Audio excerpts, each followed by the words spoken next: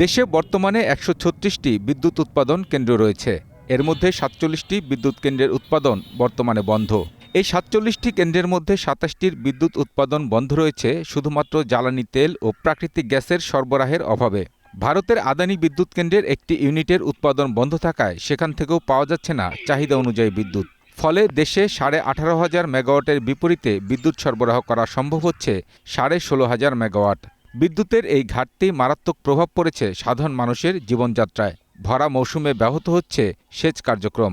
সারাদিন বিদ্যুৎ থাকে না, কি করি? ফসল সেচ দিব, পাট সেচ চাচ্ছি না, আরো অন্য যেসব ফসলগুলি আছে কাঁচামাল এসব সেচ চাচ্ছি না, এতে আমাদের ক্ষতি হচ্ছে। সেচ দেওয়ার ক্ষেত্রে দেখা যাচ্ছে আমরা বিদ্যুৎ পাচ্ছি না সঠিকভাবে, যার কারণে আমাদের ফসল শুষ্ক আবহাওয়ার কারণে অনেক নষ্ট হয়ে যাচ্ছে। 1 ঘন্টা দিলে 2 ঘন্টা টানতে 3 ঘন্টা টানতেছে, বিদ্যুতের খুব ঝামেলা।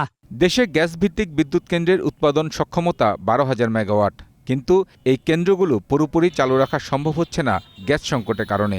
আর ডিজেল চালিত বিদ্যুৎ কেন্দ্রগুলো বন্ধ তুলনামূলক অধিক উৎপাদন খরচ আর জ্বালানি তেলের সরবরাহ স্বল্পতার কারণে। সরকারের বিদ্যুৎ বিভাগ বলছে প্রতি বছরই গ্রীষ্মকালে বিদ্যুতের চাহিদা এমনিতেই বেড়ে যায়। এবার হরমুজ প্রণালীর সংকটের কারণে বিদ্যুৎ উৎপাদন আরও কঠিন করে তুলেছে। মূলত এটা গ্রীষ্মকালীন সময়ে আমাদের এরকম সংকটটা সৃষ্টি হয়, তবে এবার একটু বেশি হয়েছে, কারণ হচ্ছে মধ্যপ্রাচ্যের যুদ্ধ, বিশেষ করে হরমুজ প্রণালীর যে এলএনজি আমদানির সংকটটা হচ্ছে এবং এর মাধ্যমে আমরা আমদানিও করতে পারছি না এবং জটিলতা সৃষ্টি হচ্ছে। তখন জ্বালানি বিভাগ থেকে আসলে স্পট মার্কেটে বিভিন্ন জ্বালানি সংগ্রহ করে আমাদেরকে দিচ্ছে।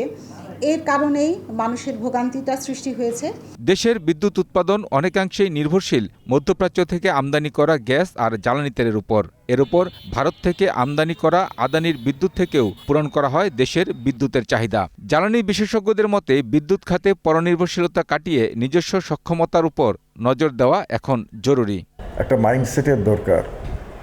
এই বোধটা আমার মনে হয় অতটা সজাগ নয় সরকারের মধ্যে, যে আমাদের যে পটেনশিয়ালিটিটা আছে বাংলাদেশে, সেইটা যে আমাদেরকে উপরের দিকে উঠায় নিয়ে যেতে পারে এই গ্যাসের ক্ষেত্রে বিশেষ করে, সেই বোধটা আমার মনে হয় অতটা কার্যকরভাবে নাই। আদানির বন্ধ হয়ে যাওয়া ইউনিটটি চালু হবে শিগগিরই। আর ব্যয়বহুল হওয়া সত্ত্বেও জরুরি ভিত্তিতে চালু করা হচ্ছে ডিজেল চালিত বিদ্যুৎ কেন্দ্রগুলো। সরকারের পক্ষ থেকে আশা করা হচ্ছে আগামী কিছুদিনের মধ্যে বিদ্যুতের ঘাটতি অনেকটাই কমে আসবে। Kamrul Hasan, green news, Dhaka.